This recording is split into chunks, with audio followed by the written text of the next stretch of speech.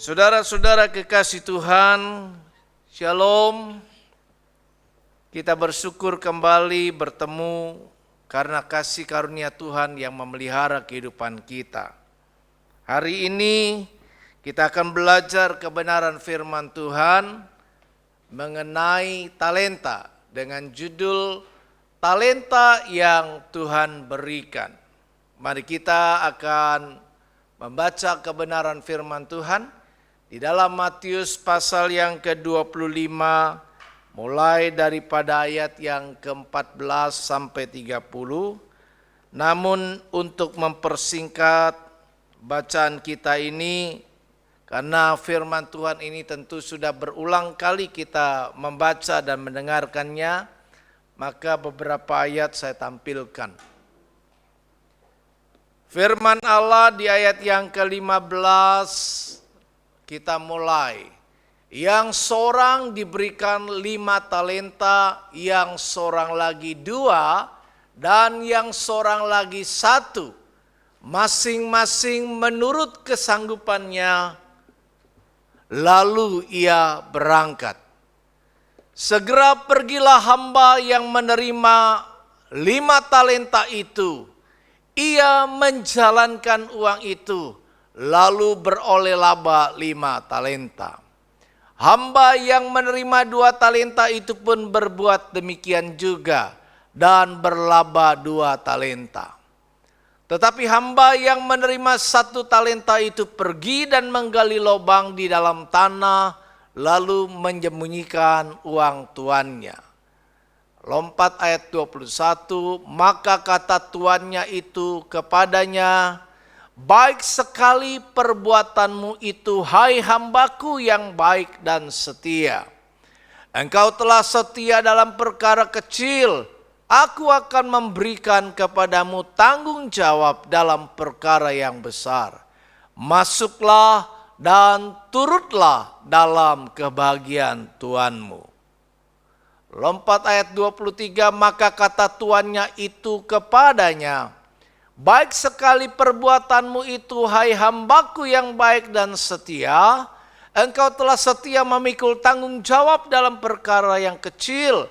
Aku akan memberikan kepadamu tanggung jawab dalam perkara yang besar. Masuklah dan turutlah dalam kebahagiaan Tuanmu.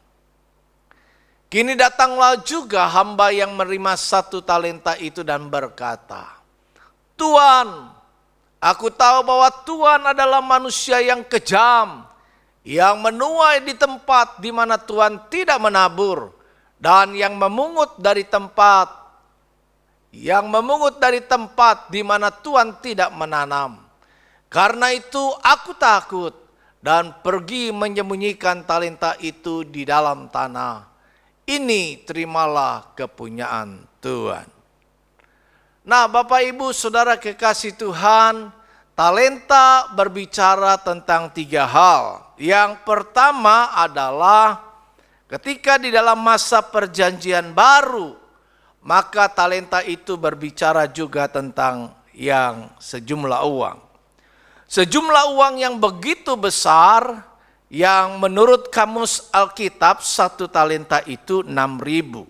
Kalau kita membaca di dalam website, maka 1 talenta disebutkan 10.000 dinar. 6.000 versi kamus Alkitab dan 10.000 versi website. Kita coba melihat dari sisi daripada apa yang ditulis oleh Alkitab sebagai kamusnya.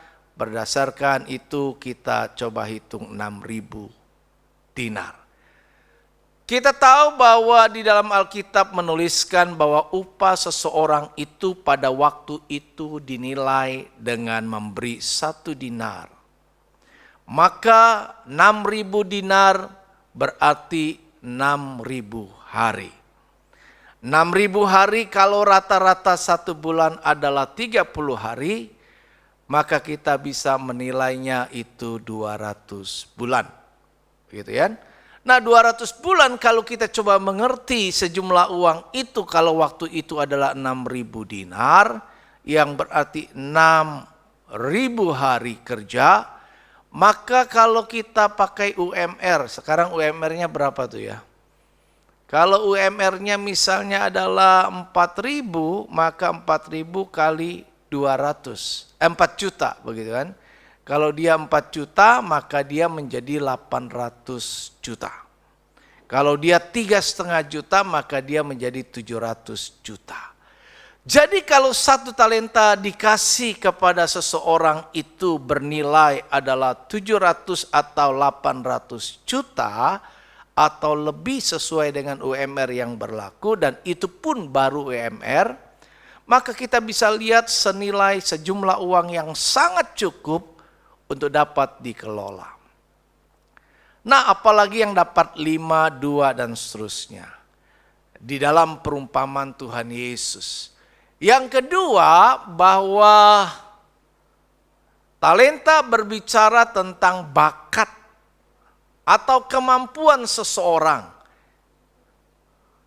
Dan kalau kita bicara tentang bakat atau kemampuan, setiap orang memiliki bakat dan kemampuan tersendiri. Masing-masing punya bakat, yang mana bakat itu terdiri dari 2, bakat yang dilatih dan bakat bawaan. Dalam konteks ini maka Tuhan karuniakan adalah bakat bawaan yang dimiliki oleh seseorang. Dan makna yang ketiga berbicara tentang kepercayaan. Kalau kita membaca dari ayat yang ke-14, maka ayat 14 menuliskan begini. Sebab hal kerajaan surga sama seperti seorang yang mau bepergian keluar kota, keluar negeri, yang memanggil hamba-hambanya dan mempercayakan. Ya. Jadi kalau kita bicara tentang talenta, maka talenta juga berbicara tentang suatu kepercayaan yang Tuhan berikan kepada seseorang.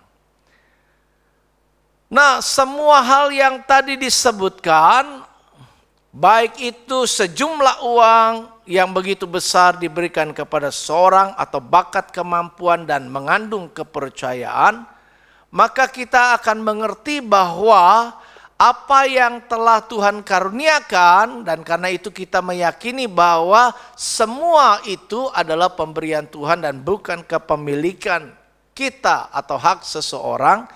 Jadi menyadari bahwa itu adalah yang Tuhan karuniakan, Tuhan berikan, maka apa yang kita punya baik sejumlah uang atau berbicara tentang uang kepunyaan kita atau berbicara harta benda kita, maka semua itu adalah pemberian Allah.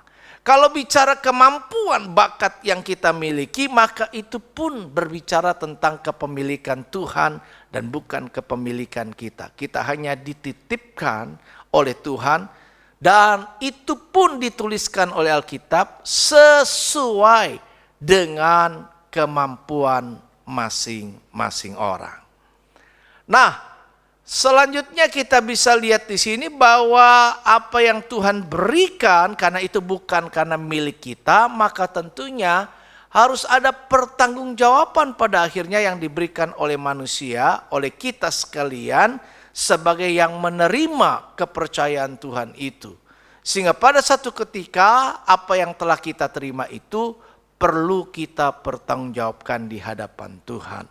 Nah, berbicara tanggung jawab berarti bukan sesuatu yang bisa dikelola atau dijalankan menurut kemauan kita saja dan kita bisa mempergunakan semau-maunya, tetapi pada akhirnya kita tidak dapat mempertanggungjawabkan. Tetapi mari kita mengerti bahwa ada sebuah tuntutan Tuhan pada akhirnya dalam kehidupan kita dari apa yang Tuhan percayakan untuk satu ketika dipertanggungjawabkan di hadapan Tuhan. Karena itu maka penting bagi kita untuk dapat mengelolanya secara benar dan juga maksimal. Nah, kita lihat di sini bahwa bagaimana kita memaknai talenta yang Tuhan berikan itu. Apakah kita sudah mengetahui makna dari apa yang kita bicarakan dari nats ayat bacaan kita? Nah, yang pertama kita lihat bahwa kalau dilihat bahwa Tuhan itu adalah, Allah itu adalah adil. Dari nats bacaan ini sekalipun kita melihat bahwa ada orang yang menilai tidak adil, yang satu menerima 5, yang satu menerima 2, dan yang satu lagi menerima 1 saja. Persoalan yang kita lihat dari nats bacaan ini sesungguhnya bukan masalah berapa jumlah atau nilai masing-masing menerimanya. Karena digaris bawahi di sini bahwa setiap kita menerima kadar sesuai dengan kapasitas kemampuan kita. Karena itu penting buat kita untuk menyadari hal ini bahwa Allah itu sungguh sangat adil. Dia memberikan sesuai kemampuan kita untuk menerima dan mengelolanya. Allah memberikan dan mempercayakan sesuai dengan kapasitas kita. Dan Ia tidak menuntut kita itu lebih daripada apa yang Allah telah berikan kepada kita. Disitulah keadilan Tuhan. Kalau kita mengerti bahwa di dalam ayat yang ke-14 ketika seseorang diumpamakan akan bepergian ke luar negeri, dikatakan mempercayakan talenta ya, sesuai dengan kemampuan. Maka sesungguhnya kalau kita lihat di sini, Allah tidak secara rinci di awal nats bacaan ini menuliskan bahwa sebenarnya harus dihasilkan sekian banyak. Tetapi kita melihat bahwa ada orang-orang yang menyadari dan berinisiatif menjalankan talenta yang diterima tadi. Kalau diterima adalah sejumlah uang pada waktu di perjanjian baru, maka dari sejumlah uang yang dimiliki itu ada suatu inisiatif kesadaran yang terbangun dari orang yang menerimanya untuk dapat membuat sesuatu dan menghasilkan hal yang baik yang berkenan kepada pemiliknya. Walaupun pemiliknya tidak merinci, nih saya berikan kamu 5 talenta ya, tolong hasilkan sekian banyak. Tetapi di balik semua hal itu ada kandungan keadilan Tuhan bahwa kalaupun itu harus dihasilkan, ada bagian yang harus dihasilkan, maka Allah tidak pernah mengharapkan atau menuntut satu hasil yang lebih besar daripada kemampuan kita. Jadi disitulah kita menyadari keadilan Tuhan.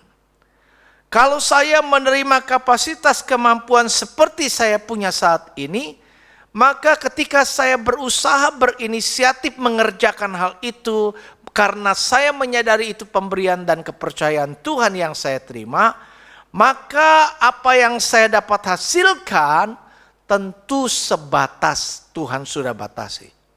Tidak akan melampaui daripada apa yang telah Tuhan berikan.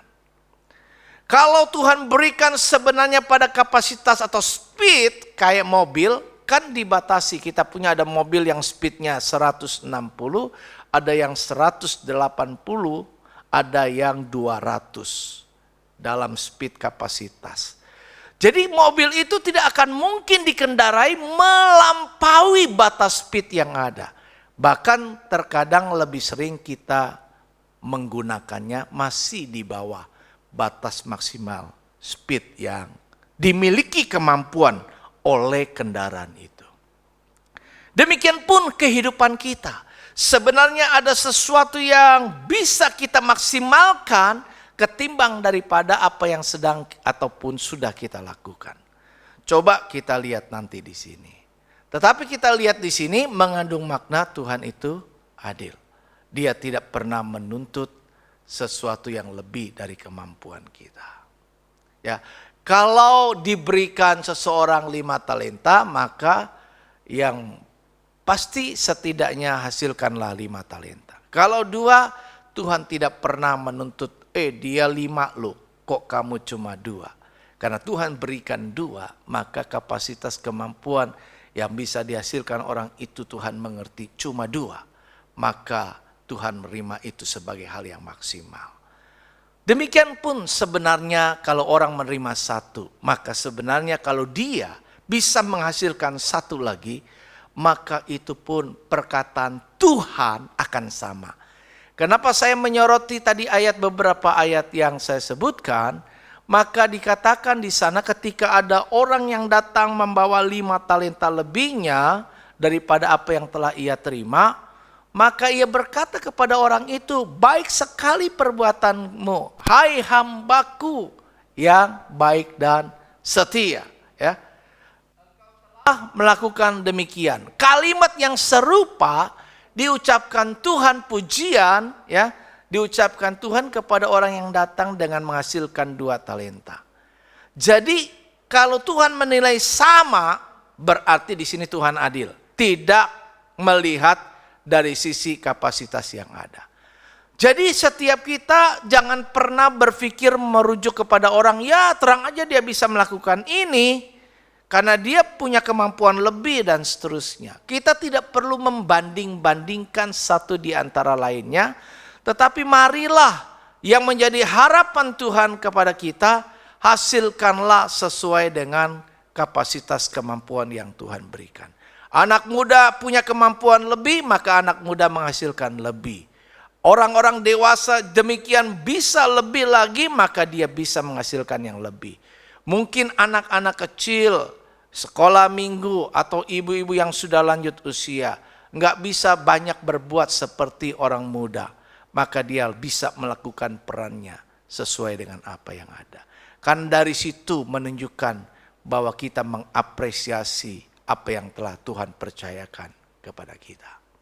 Nah, kita bisa lihat bahwa selanjutnya hal ini juga menggambarkan bahwa dalam kehidupan kita tidak selamanya kita berjalan mulus. Kalau kita menghadapi banyak pergumulan kehidupan, tantangan, bahkan cobaan.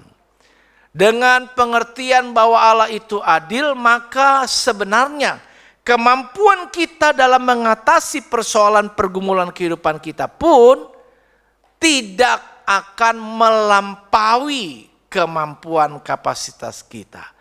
Jadi sebenarnya ketika kita mengalami banyak persoalan kehidupan kita, tidak perlu mengeluh karena sebenarnya Tuhan telah memperlengkapi kita dengan kapasitas untuk menanggung semua itu. Sehingga firman Allah akan konsisten berkata bahwa Allah mengizinkan pencobaan-pencobaan itu kita alami, tetapi tidak akan melampaui kekuatan kita. Bahkan ketika kita last minute menghadapi situasi tidak lagi mampu, maka Tuhan memberi jalan keluar supaya tetap kita cakap mampu untuk dapat menanggungnya.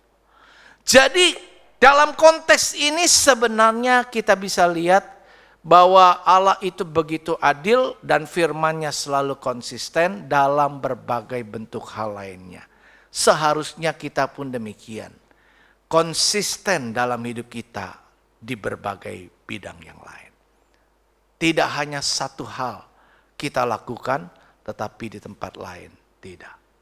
Nah, hal yang kedua yang kita juga bisa belajar daripadanya, memaknai talenta yang Tuhan berikan adalah ketika Tuhan itu adil, telah adil banget kita punya sesuatu yang setiap orang memang berbeda, tetapi perbedaan itu menggambarkan keadilan Tuhan, maka mari masing-masing kita sesuai dengan apa yang kita mampu untuk kita berdayakan itu dan kelola itu, kembangkan itu talenta yang ada pada kita sebagai wujud menghargai, menghormati dan mensyukuri atas apa yang dipercayakan Tuhan kepada kita.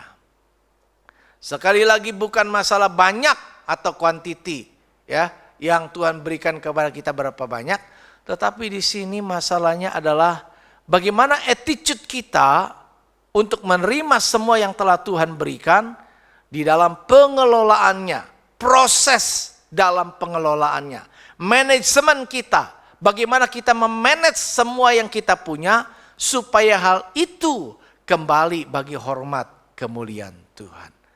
Yang penting adalah bukan dipendam. Yang penting di sini bukan dipendam. Ya, didiamkan, tidak dilakukan, tidak bertanggung jawab. Tadi disentuh bahwa WL bilang bagaimana setiap kita harus bertanggung jawab.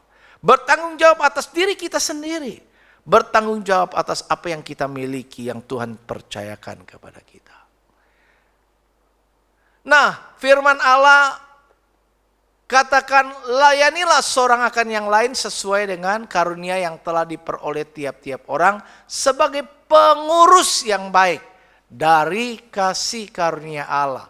1 Petrus pasal 4 ayat yang ke-10. Kalau kita lihat, ada sebuah respon yang bisa kita pelajari bagaimana seorang menanggapi apa yang telah Tuhan percayakan.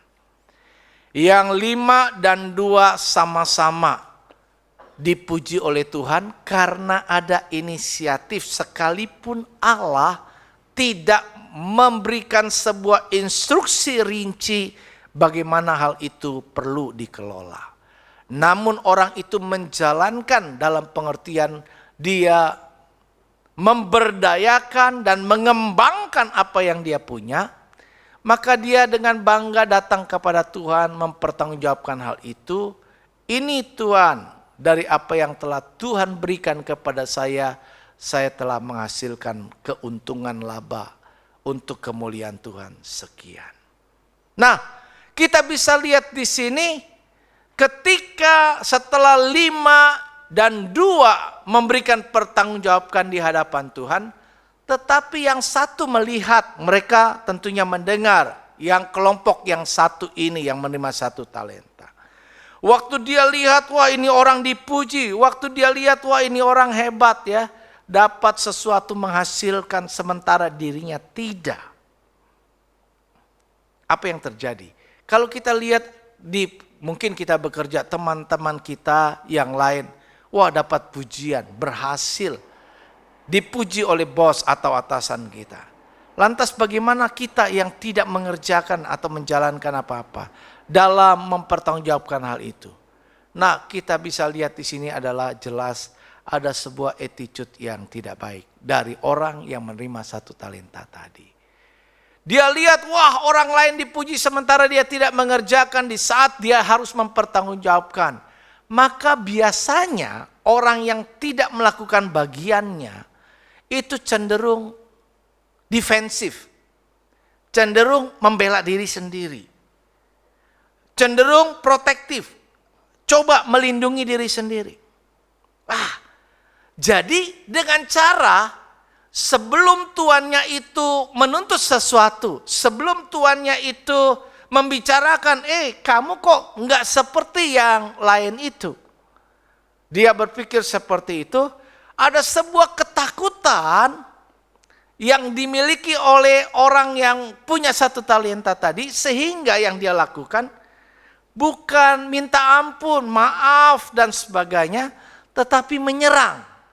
Ada orang-orang yang kadang-kadang kita bisa lihat dalam sebuah organisasi, baik itu di gereja maupun di perusahaan atau di mana saja, kadang-kadang ada tipe orang yang seperti ini, yang sebelum bicara maka dia berpikir negatif dan biasanya defensif, protektif atas dirinya sendiri, kemudian menyerang orang lain sebelum dia diserang karena tidak melakukannya.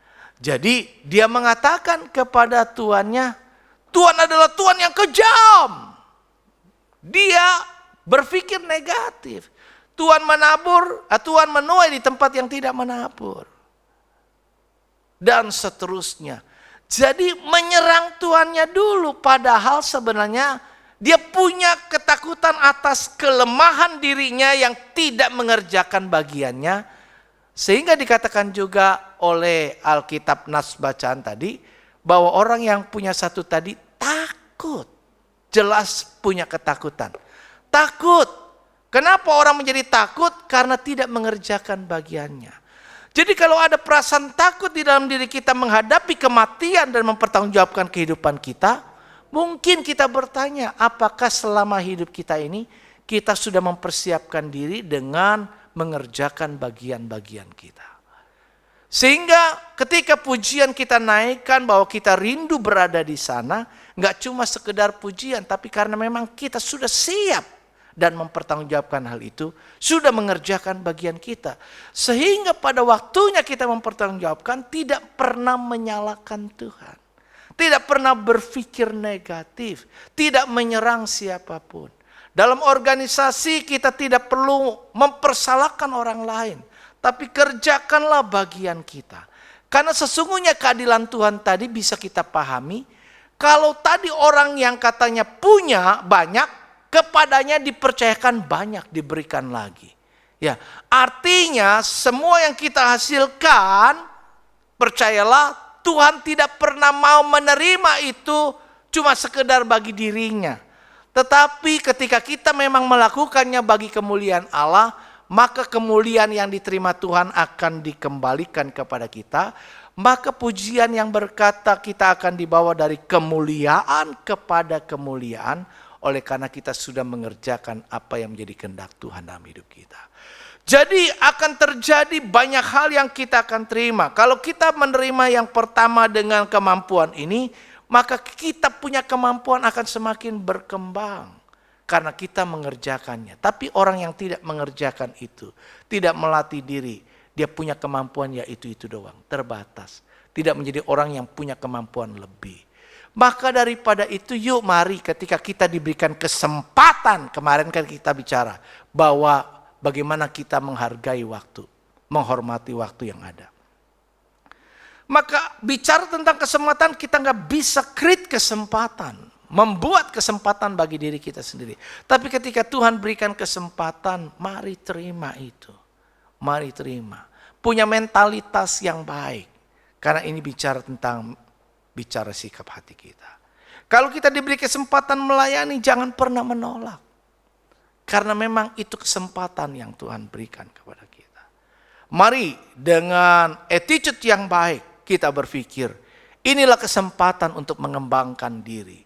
Supaya saya pada satu ketika menghadap Tuhan dapat mempertanggungjawabkan bahwa Tuhan sebenarnya punya kemampuan yang telah diberikan kepada kita. Yang baru speednya kita pakai. Kalau ada mobil yang punya speed 180, kita jalankan cuma 80 km per jam.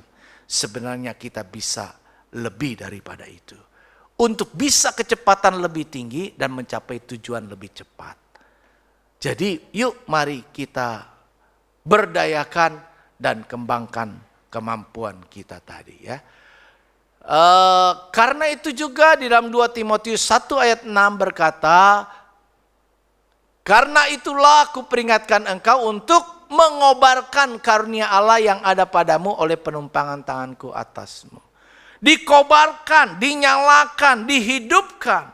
Dan kalau itu nyala hidup akan juga mempengaruhi komunitas lingkungan di mana kita ada. Yuk Tuhan ajarkan kobarkan bukan padamkan. Ya. Kemudian Lukas 16 ayat 10 dan 12 ini poin yang ketiga.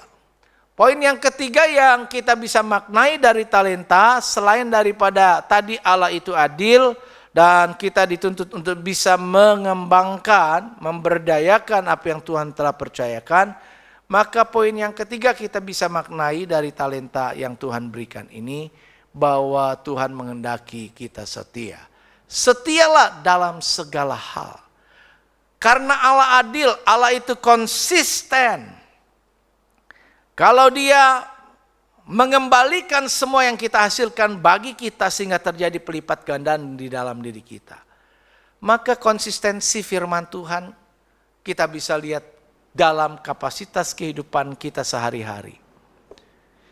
Kenapa ada gravitasi bumi?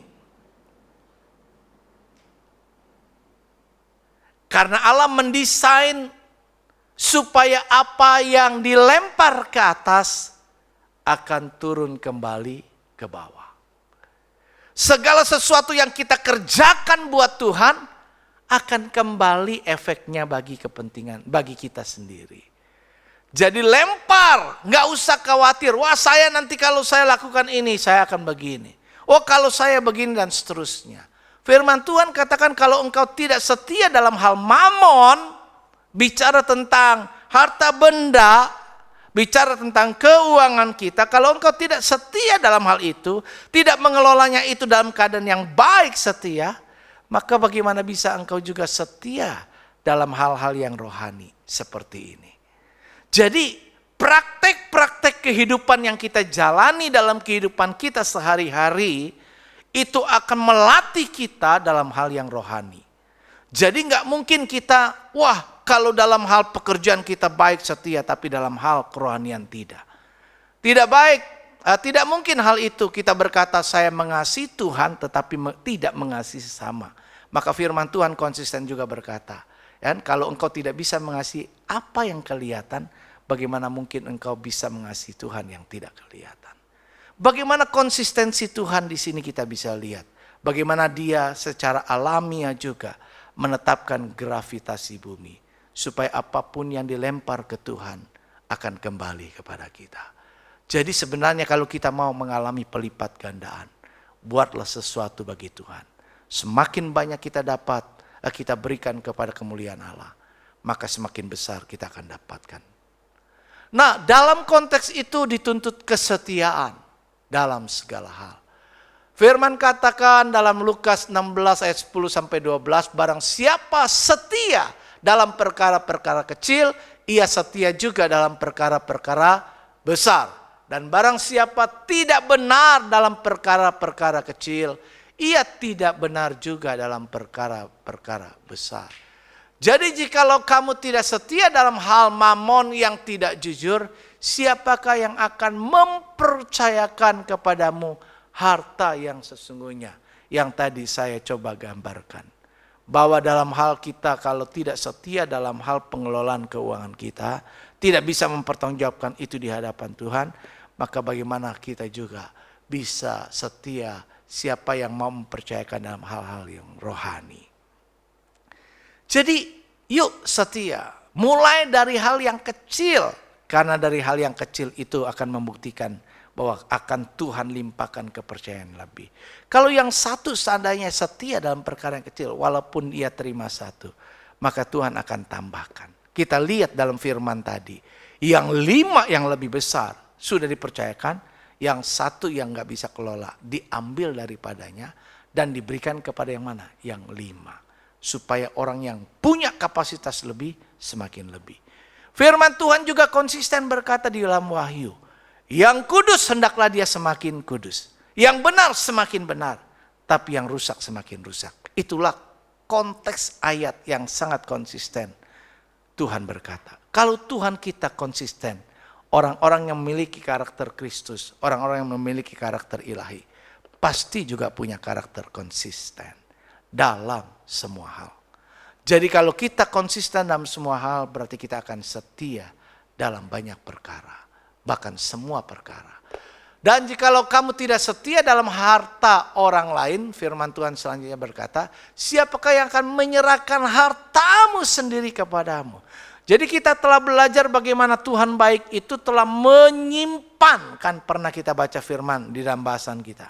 Allah menyimpan kebaikannya buat orang yang takut akan Tuhan, katanya pada waktu itu kita bicara tentang konteks hidup takut akan Tuhan. Allah menyimpan kebaikannya. Allah menyimpan harta benda yang akan dipercayakan lebih kepada kita. Yuk kalau kita terbukti setia, maka akan diberikan. Wahyu 2 ayat 10c, hendaklah engkau setia kapan? Sampai mati. Ya. Jadi seumur hidup kita membuktikan kesetiaan. Enggak cuma di masa-masa muda kita, kemudian memasuki usia-usia tertentu. Enggak semasa kita punya waktu luang, tapi kemudian waktu sibuk kita berkata enggak punya waktu buat Tuhan. Setia sampai mati. Ya. Nah, kalau kita lihat di sini, hendaklah engkau setia sampai mati, maka aku akan mengaruniakan kepadamu mahkota kehidupan. Dan lagi firman Tuhan, ya, untuk kesetiaan itu dibutuhkan keuletan kita, dibutuhkan ketekunan kita, giat, semangat, kerjakan, rajin, pantang menyerah, dan konsisten. Jadi kalau poin-poin ini bisa kita miliki dan kerjakan dalam hidup kita, menjadi orang yang ulet, menjadi orang yang tekun, menjadi orang yang giat, rajin, menjadi orang yang pantang menyerah, gak mudah menyerah ketika kita menghadapi persoalan, dan menjadi orang yang konsisten, maka kita adalah orang yang setia. Terakhir Galatia 6 ayat 9 mengatakan, janganlah kita jemu-jemu berbuat baik, karena apabila sudah datang waktunya kita akan menuai. Tetapi dengan syarat jika kita tidak menjadi lemah. Terus konsisten semangat kerjakan bagian kita sampai Tuhan memanggil kita kembali dan kita mempertanggungjawabkan apa yang sudah kita kerjakan. Tuhan Yesus kiranya memberkati kita semua. Amin. Mari kita berdoa meresponi firman Tuhan. Bapa yang mengasihi kami dan kami kasihi, terima kasih untuk kebenaran firman-Mu yang dipaparkan kepada kami mengenai talenta yang Tuhan berikan. Kami menyadari bahwa Engkau Allah yang adil dalam segala tindakan-Mu, bahwa Engkau memberikan sesuai kapasitas kemampuan tiap-tiap orang. Dan tentunya kami memiliki kapasitas maksimal yang bisa kami pergunakan. Sekalipun kami menyadari bahwa apa yang sedang kami kerjakan saat ini masih dalam batas kapasitas yang belum maksimal. Tolong kami untuk dapat mengerjakan bagian kami. Karena kami tahu keadilan-Mu tidak menuntut kami lebih daripada kemampuan kami. Demikian pun ketika kami menghadapi tantangan rintangan, pergumulan hidup, persoalan. Ketika kami mengelola semuanya tadi. Maka Tuhan, Engkau yang berfirman tidak juga akan membiarkan kami dicobai, diuji melampaui kekuatan kami. Kami bersyukur punya Allah yang adil.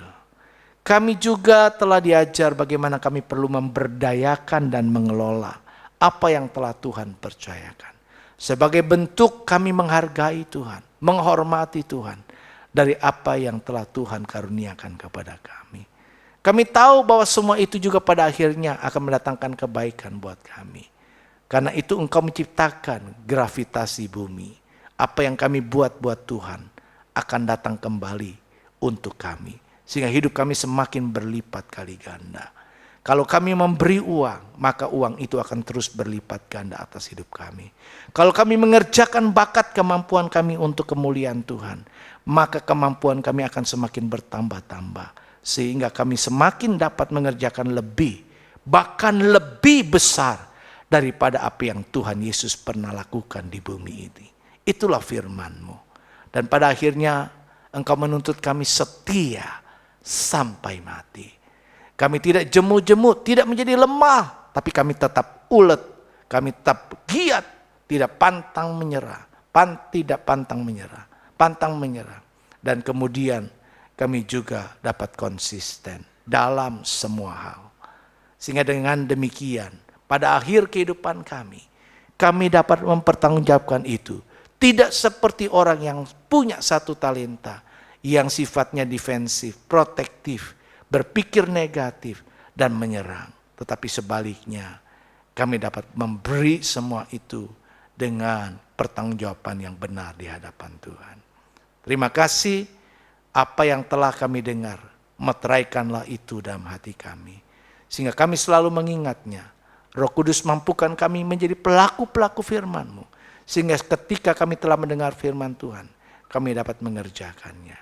Terima kasih Bapa. Ini doa kami kepadamu di dalam nama Tuhan Yesus. Haleluya. Semua kita yang menerima firman Tuhan katakan, amin.